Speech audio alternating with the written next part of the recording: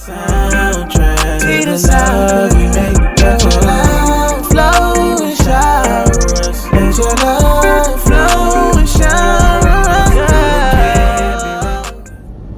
Alright, peace and love, peace and love. How y'all feeling? It is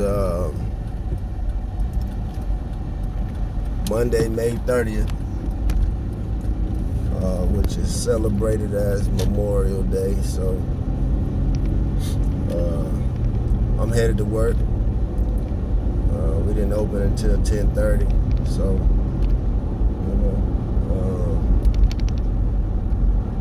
I tried to get some extra rest today, but I couldn't rest. My back was hurting so bad. I don't know if y'all can tell, but I got my back brace on right now. I don't know. I just was kind of uncomfortable last night. Like my lower back was I don't know. It just didn't feel right last night, so I couldn't get comfortable. So yeah, I got my gym bag back there though, and I'm gonna try to get a good stretch today at the gym. But yeah, I wanted to hop on here real quick. I've been up, like I said, I tried to get some rest, but my back was hurting. But when I got up, I didn't just like sit around. I definitely got into some studies, some videos, just understanding some things, and man, it's a lot. But I am understanding something about myself. Like, some people know, some people may not know. But I've gone through like a very serious transformation over the years. I mean, just reflecting back from, say, when I was 18, 19, to when I was, 24, 25, to when I turned 30, to now being 37, and I'll be 38 this year. Man, I'm going through like a serious transformation, or multiple transformations,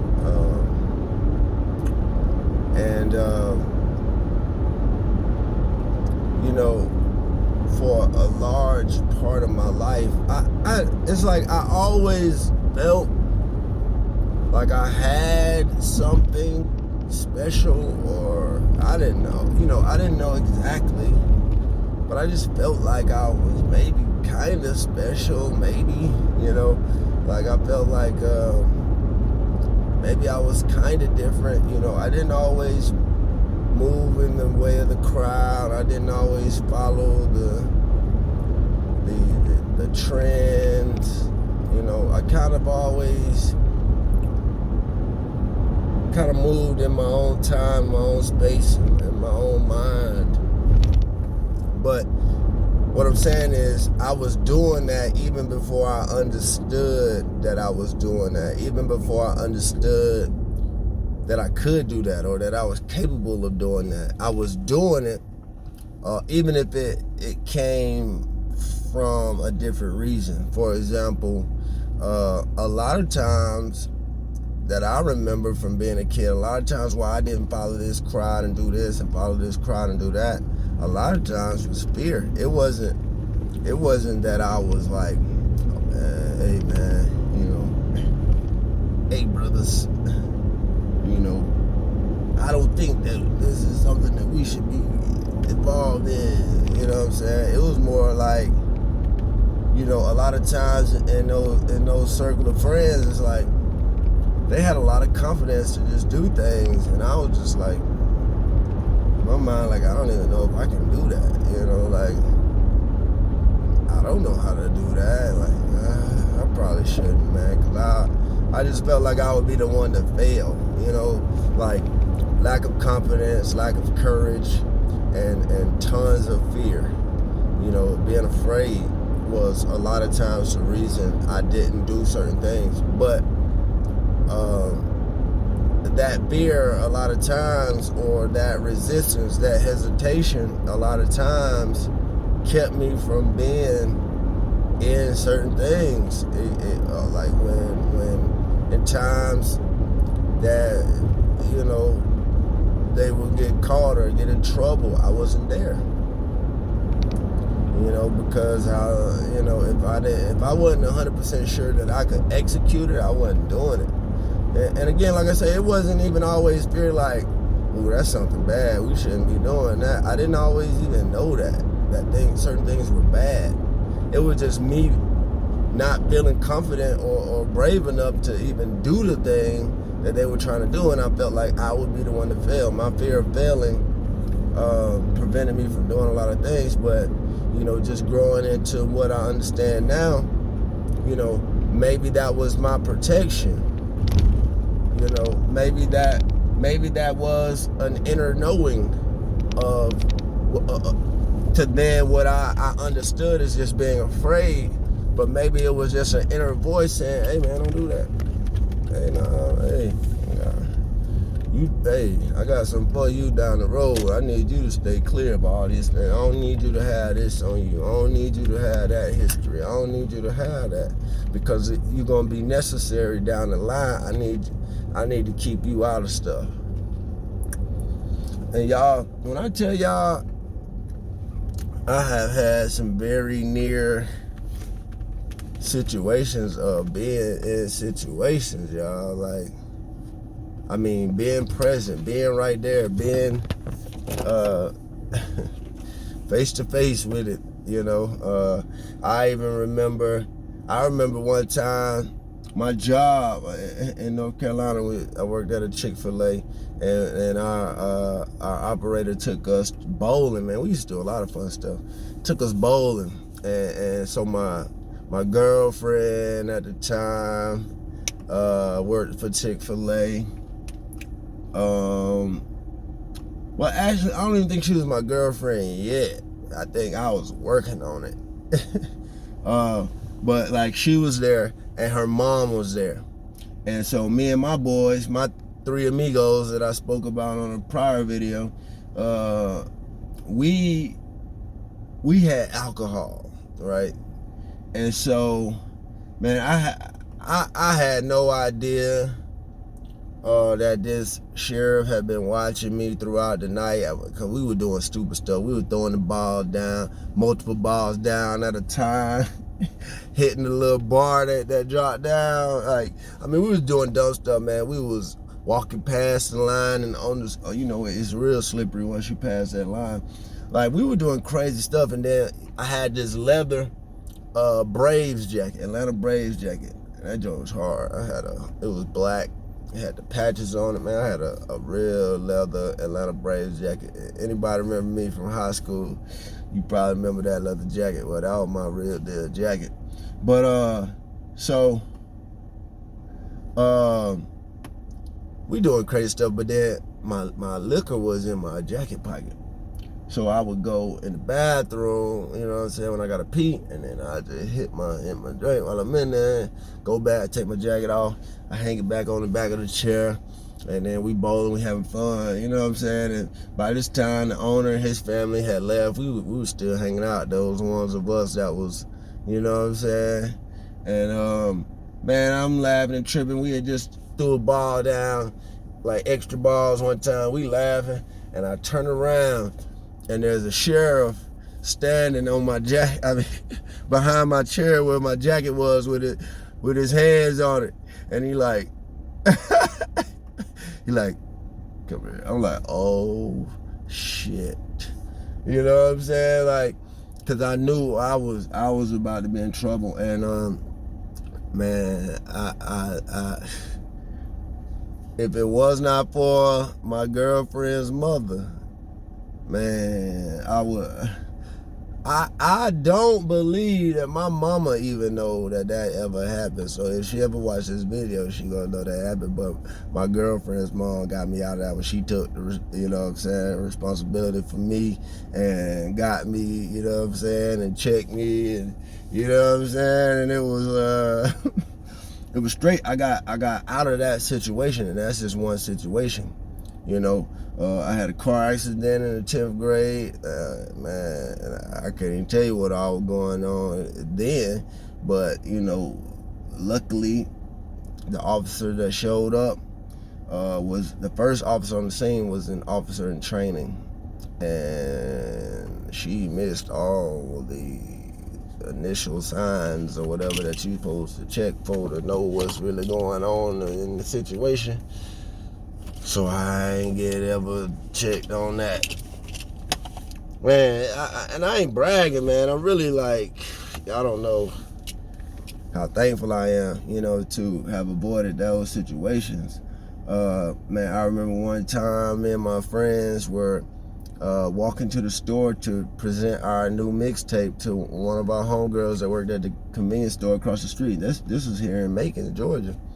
And man, so police U-turned on us and pulled us over walking, you know what I'm saying? And you know what I'm saying, made everybody put their hands on the car and spread their feet and all this kind of stuff. And if you don't have identification, you're going to jail. Well, it just so happened I was the only person with my wallet, because I just never left the house without my wallet. I always kept my wallet on me. And so, you know what I'm saying, you know, the officers were saying there had been some robberies in the neighborhood. I'm like, well, what that got to do with us? You know what I'm saying? Like, we ain't no robbers. You know what I'm saying? And it was like, it was some spots that was like 5-6 miles away. I'm like, what, you feel like we walked 5 or 6 miles to commit robberies and then came back?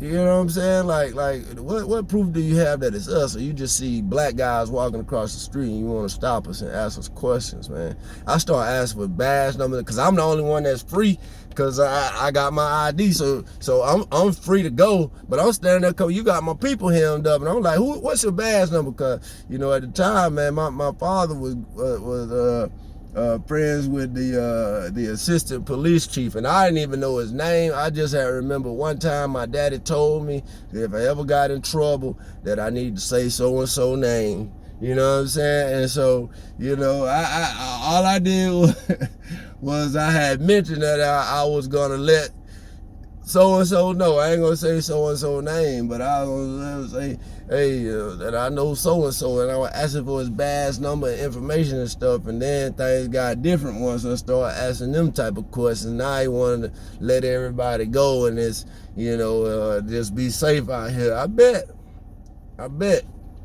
But that situation, I remember one time, man, I was me and my wife were getting ready to go get something to eat from Moe's up the street from us at the time where we lived. And we were getting ready to go, but I was waiting on one of my partners to show up real quick. You know, and that was on like some music business paperwork stuff I needed to get to him to sign, I guess. I think it was something like that. I don't even remember exactly, but waiting on him. But I'm like, man, hey, well, look, we about to go get something to eat, man. Just I guess we'll be right back if you get here before I get back. But as soon as we got outside, he pulled up. So he was like, well, I just ride y'all up there. So we hop in the car, we not knowing nothing. We ride, you know what I'm saying, to go to Moe's. As soon as we turn out of my apartment complex, boop, boop, we get pulled over. You know what I'm saying? And it's like, this dude is calling for backup and everything already. And it's just like, I'm in the passenger seat, my partner driving, my wife in the back seat.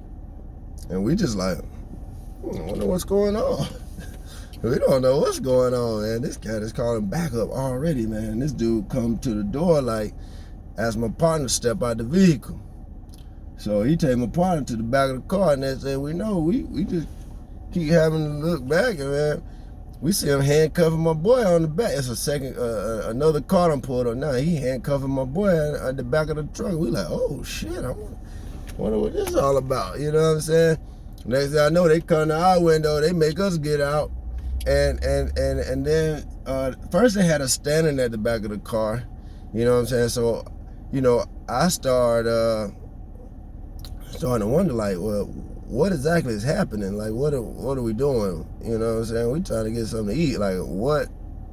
But it was a vehicle that looked like my partner's that they had been, I guess, checking for, that is in my particular complex, right?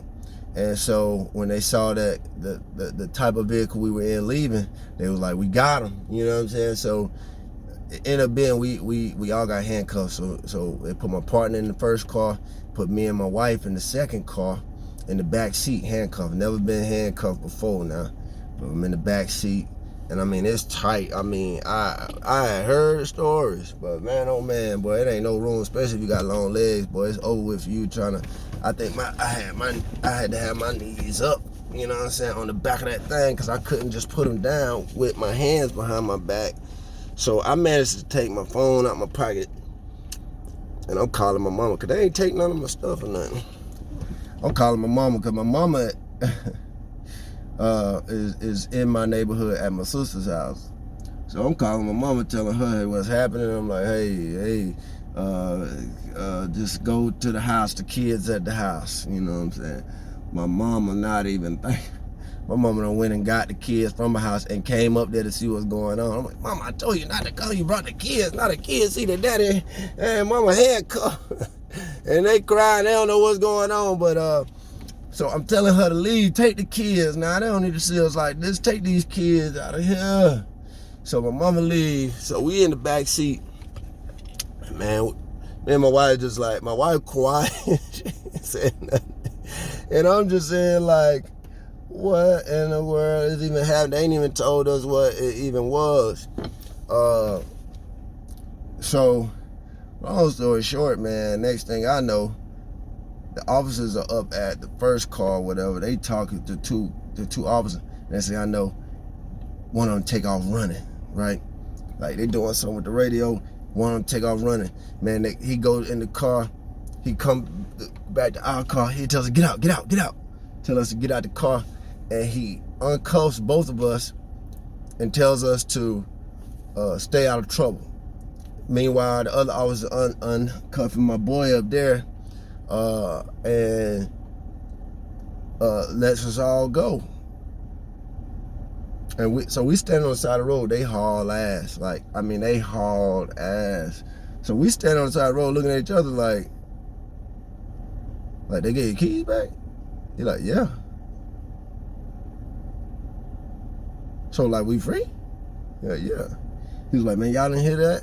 He was like, He was like, man, it was, as they were, like, detaining us, it was a robbery going on up around the corner at a convenience store, and an officer was getting beat up by the perpetrators.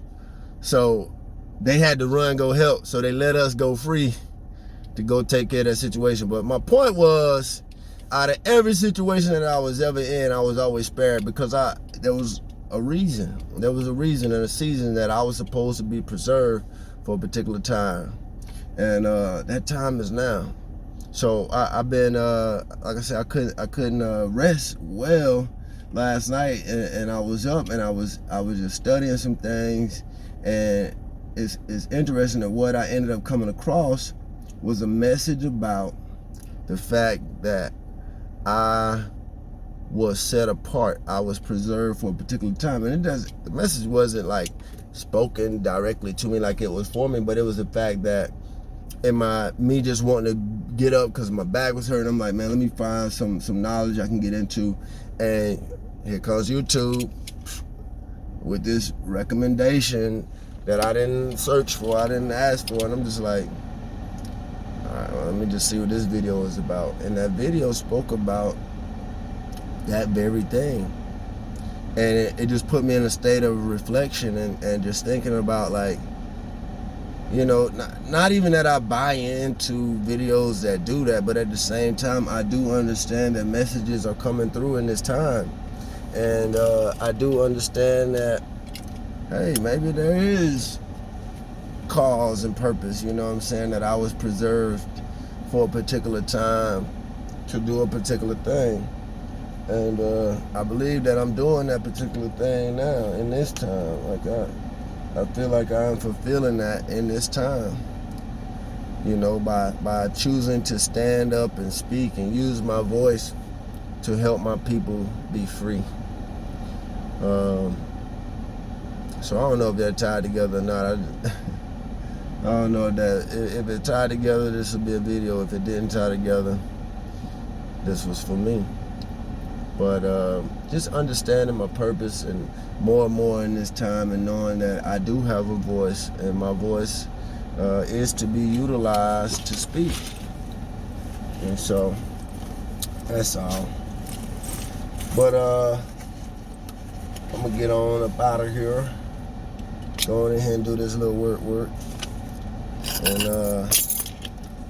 I'll talk to y'all real soon. Peace and love.